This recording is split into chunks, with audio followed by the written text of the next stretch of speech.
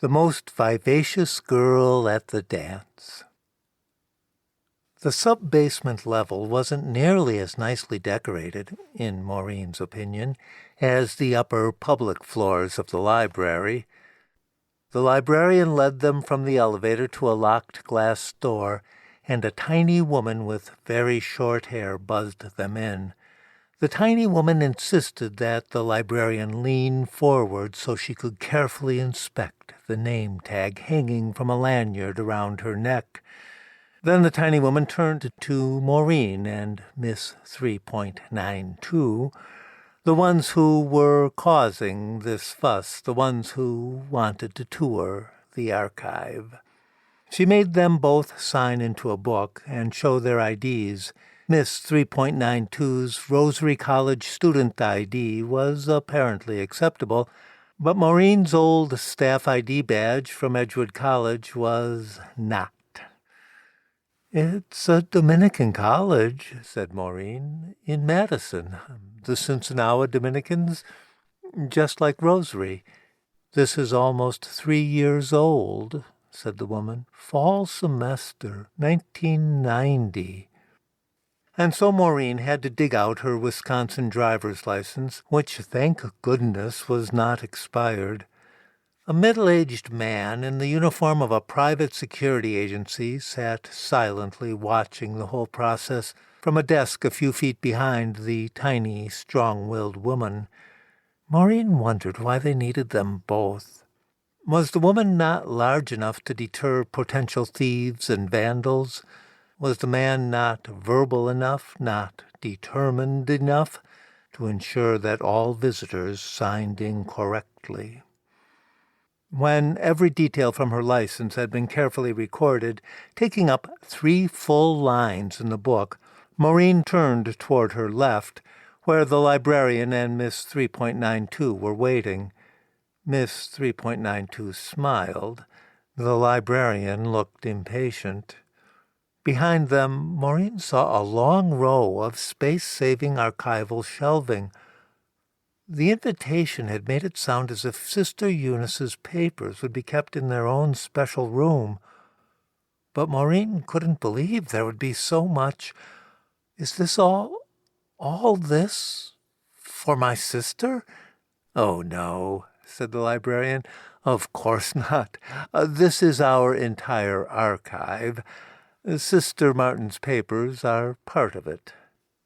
There was a long row of empty library tables, each with 4 solid chairs, in the corridor outside the shelving. The librarian led Maureen and Miss 3.92 to the 3rd such table and told them to take a seat.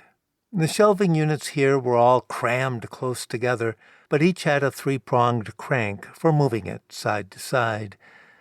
The librarian went to the nearest opening and began turning the crank of the unit next to it. The security guard stood up and began walking toward them, but the librarian waved him off. She was a tall, strong woman, and the shelving unit moved smoothly, if slowly. When she had successfully moved one unit, closing one aisle and creating a new one, she moved on to the next unit and began spinning its crank. Maureen looked at Miss 3.92. The movement of the shelving was making just enough noise to cover a whisper. "Well, they obviously didn't expect anyone to take the tour," said Maureen, and she saw the girl suppress a laugh. Her comment hadn't been real-world funny, just library funny, and it brought back girlhood memories of giggling fits in libraries, caused by the silliest, slightest things. "You must be one of Sister Martin's family," said Miss 3.92. "My name's Melissa." Maureen felt relieved that the girl wasn't a humorless grind after all, and began to tell her about the Larkin sisters from Dubuque, Iowa, about the narrow-frame house where the 9 girls had grown up, and how— "Here we are," said the librarian, interrupting Maureen's whisper in a somewhat assertive tone. She had moved 3 shelving units so that now there was an opening next to the table where Maureen and Melissa were seated. With the gesture of a tour guide, the librarian indicated the newly created aisle. The Sister Martin de Porres Eunice Larkin archive is on the 2 lower shelves on the left, she said. On the upper of those shelves she found 2 report binders and handed them to Maureen and Melissa. These are the indexes of the archive. They're both the same. Now, if you'll excuse me, I have to get to daycare by 4 o'clock. The archive staff will help you from here on out. And with that, the assistant director of the library departed, and the tiny, short-haired woman walked toward them with vigilant eyes. Maureen's opinion of the librarian had risen several notches, partly because she seemed to have a child in daycare, which made her hurried manner much more understandable, but mostly because she hadn't used the word indices the way the alumni director at Edgewood would have. Maureen opened her copy of the index, which consisted of 2 sheets of computer printouts, the old style, where you could see the dots that formed the letters and the little nubs along the top and bottom of the pages from being torn out of the long tractor feed roll. It was the kind of computer printout Maureen had gotten very used to in her last 10 years of working as a registrar.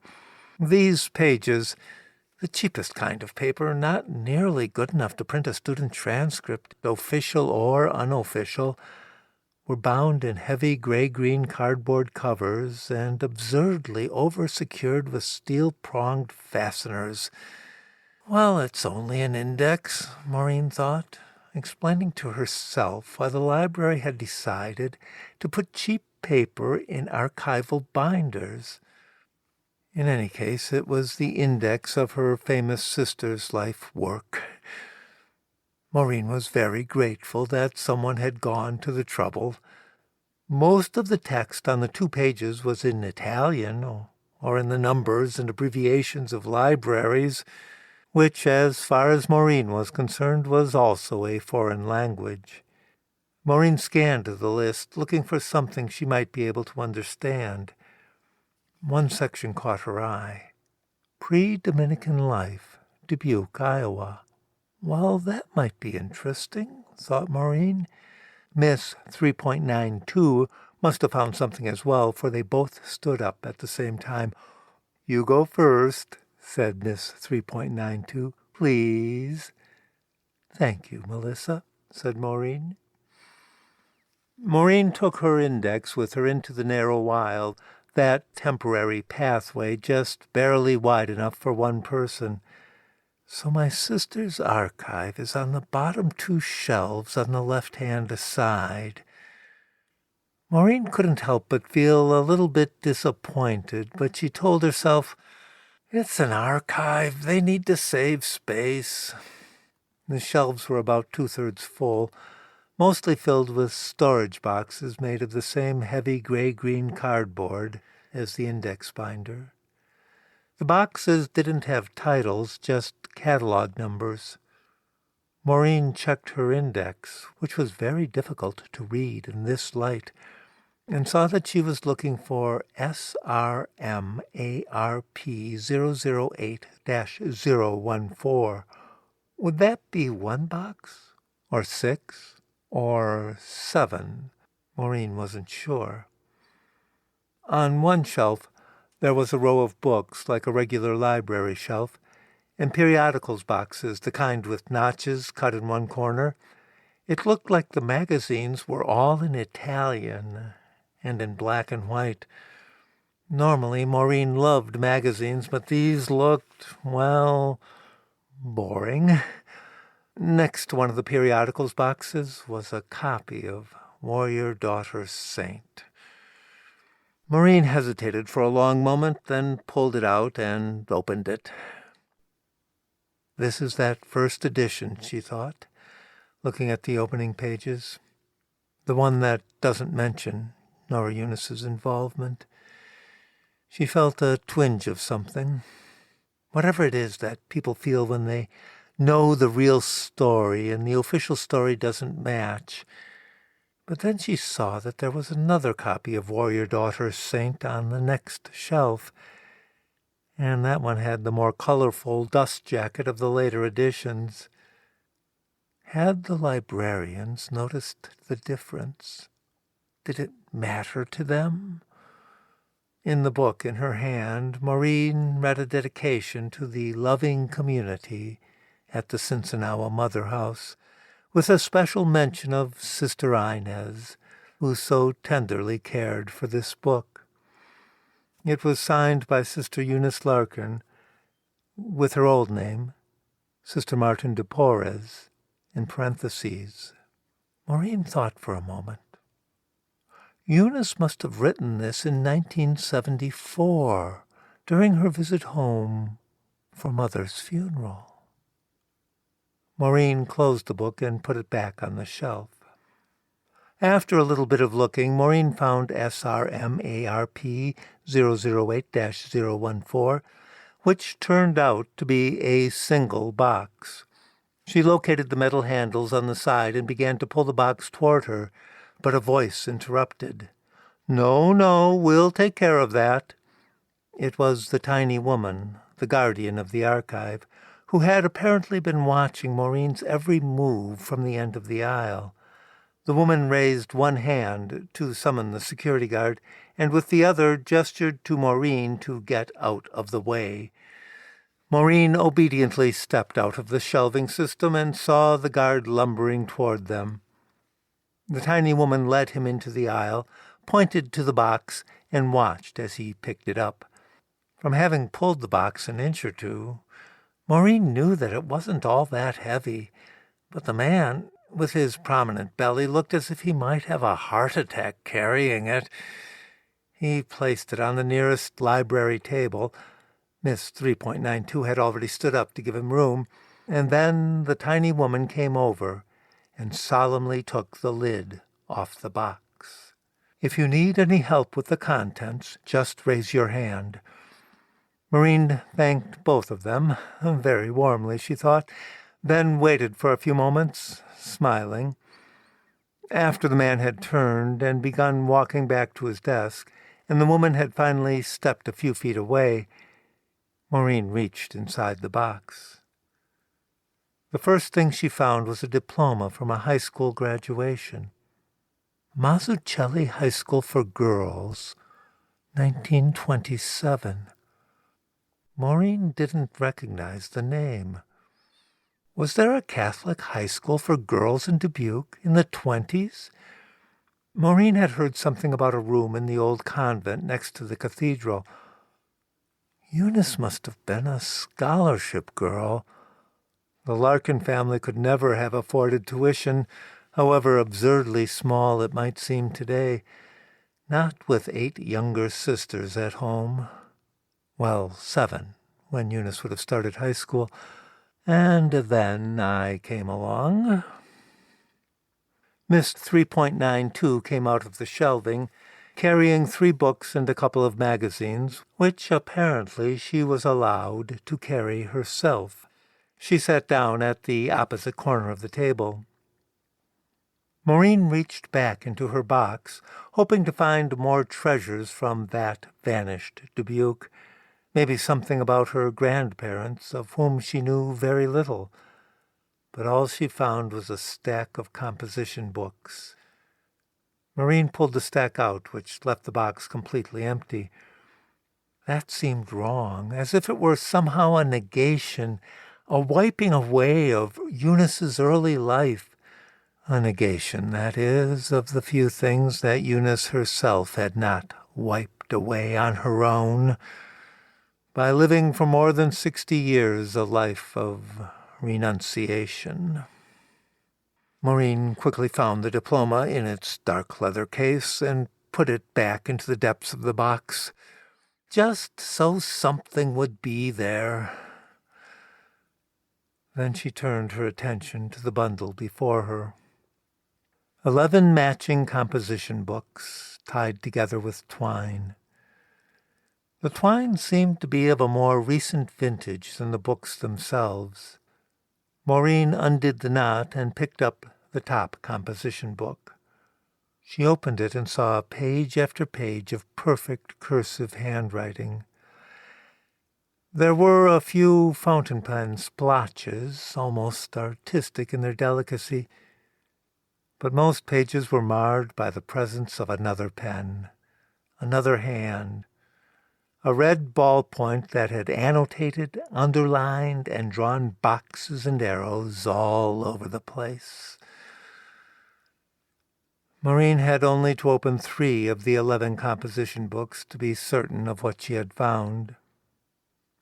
The story of the life of Matilda of Canossa, as written by her oldest sister, the teenage Eunice Larkin, in the 1920s, and prepared for publication by her daughter, Nora Eunice Magliano, in the 1970s. Published without permission. Stolen, that's what Maureen would have called it, though Eunice had chosen to deal with the situation in a different way. Well, thought Maureen, if someone wanted to, they could compare these composition books with the text they published and figure out exactly who wrote what. And then she thought, who would want to do that? Certainly not me. She had never liked the story, not even when her daughter had been so excited, far too excited after its initial publication. Later, when her daughter had been revealed to be a co-author or something. Now it made Maureen weary to think of what she had felt then. She turned a composition book over and looked at the store name, stamped on the back in faded gold letters, the way nobody does anymore. O'Toole Stationers, 1042 Main Street, Dubuque, Iowa. There had been an O'Toole in her class in high school. Margaret, wasn't it? Or Ruth? Was that the same family? Did they still have a stationery shop? Maureen looked over toward the aisle, the open gap in the shelving. There was something wrong with that book. Warrior Daughter Saint, the story of Saint Matilda of Canossa, by Sister Martin de Porres, O.P. That book with 2 copies on the shelves over there. That's what Maureen had thought when she first read it. When was that? 1973? 74? Almost 20 years ago now. She hadn't been an English major, and she couldn't have told you what was wrong, but she had known right away that something was off. And the same thing was probably off in the handwritten story in those composition books. Whether the offness, the wrongness, lived mostly in the perfect blue-black fountain pen script or in the aggressive red ballpoint, Maureen didn't know. But she had a pretty good idea. There had been so many off-kilter things in her daughter's life. Maureen opened the top composition book and flipped to a random page. She looked at a passage underlined in red with the words "emphasize," "expand," scrawled in the margins. She tried to imagine Nora Eunice in one of the old bedrooms in Mother's house in Dubuque, attacking the manuscript as if it were her own, beginning her literary career. Maureen tried to feel close to her daughter in that imagined moment, but she felt herself pushed away. Maybe, thought Maureen, it's what I deserve. Of the many things that didn't fit right in that poor girl's life, you had to start with the lack of a father. The stories about Bombardier Magliano and his heroic death over the South Pacific were no substitute for a real man in the house. But that was war. That's what she had told Nora Eunice when she had grown old enough to question the fairness of her father's death. That's war. Some men come back and others don't. It's not fair, but we have to make our life, the two of us. What do you call that? Maureen wondered. When you say something that's true in general, perfectly true as far as it goes, but completely false in that moment, in that conversation. A betrayal, when you get right down to it, of the relationship. She supposed there was only one word for it: a lie. Would it have been better if the stories had been true? Well, there still would have been no man in the house, and they still would have had to make their own life, the two of them, and war would have still been war, and death still death, but yes, of course, it would have been better if the stories had been true.